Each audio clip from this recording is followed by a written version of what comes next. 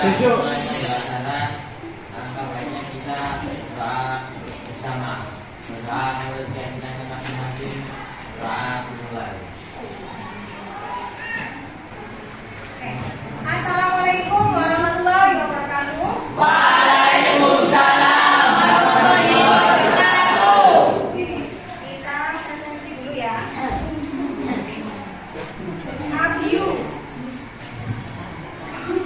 Aisyah Pitaloka, Albino. Ya, 1 di semester 2.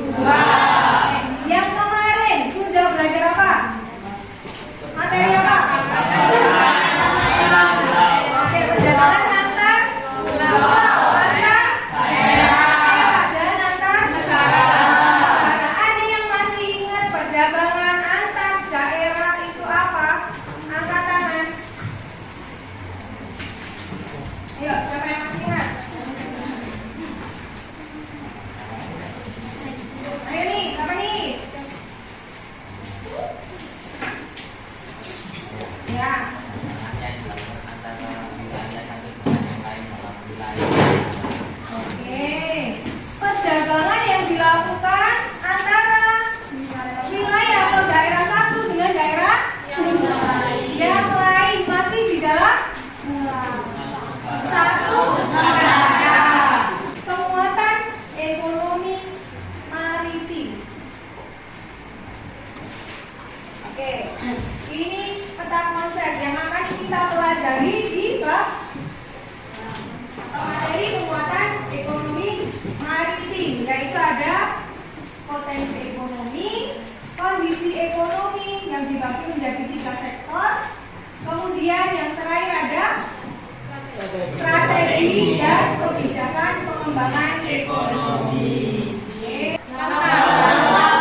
Daripada sehingga potensinya ekonomi maritim atau ekonomi kelautan ini sangat besar. Apakah di Indonesia tadi kita tahu ada industri kalangan kapal.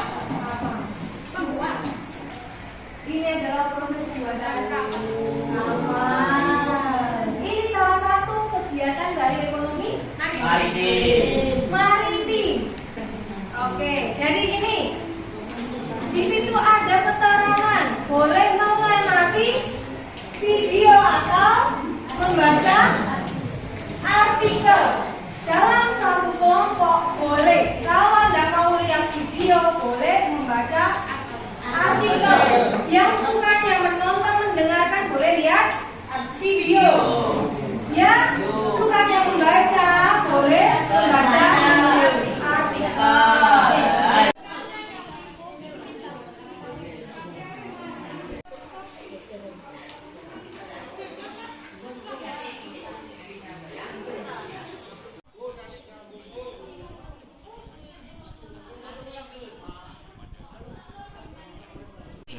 Wes, udah tok. Iki penyeberangan, Pak. Jasa penyeberangan.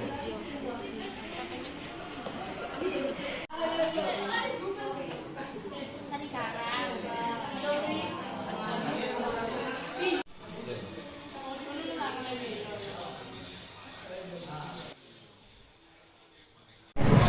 Assalamualaikum warahmatullahi wabarakatuh.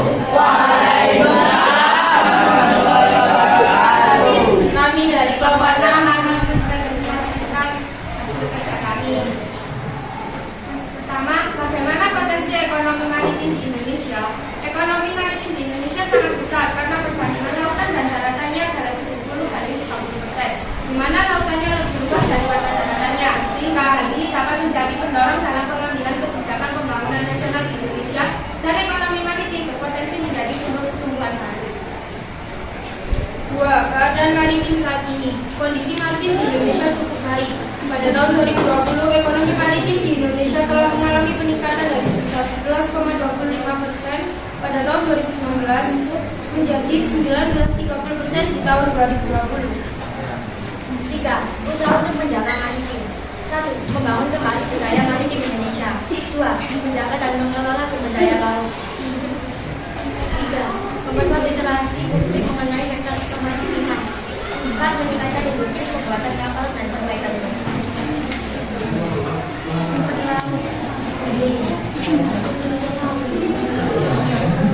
Satu, pembangunan pelabuhan termasuk ekonomi maritim.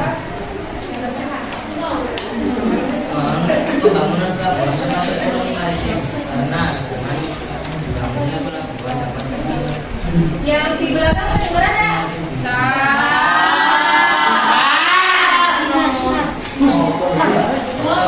kedengeran ya? Pembangunan pelabuhan termasuk ekonomi maritim karena dengan dibangunnya pelabuhan dapat meningkatkan ekonomi maritim Indonesia. Kedua, jasa penyeberangan antar pulau termasuk ekonomi maritim karena jasa penyeberangan antar pulau merupakan usaha yang dilakukan kasih laut.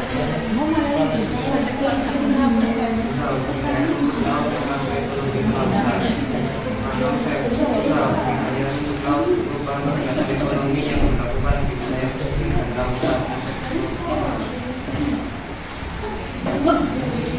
Usaha pembuatan dan servis kapal termasuk ekonomi maritim karena usaha pembuatan dan servis kapal merupakan kegiatan ekonomi yang mencakup industri galangan kapal dan perawatannya.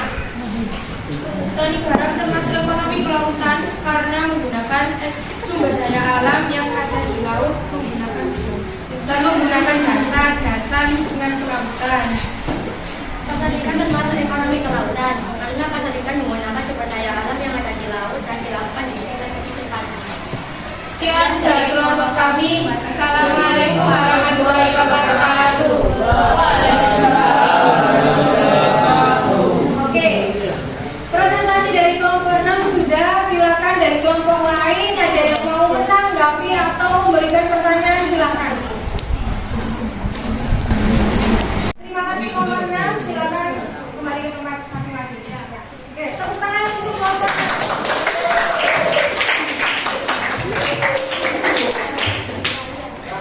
Setelah selesai presentasi, apa yang kita peroleh dari pelajaran hari ini?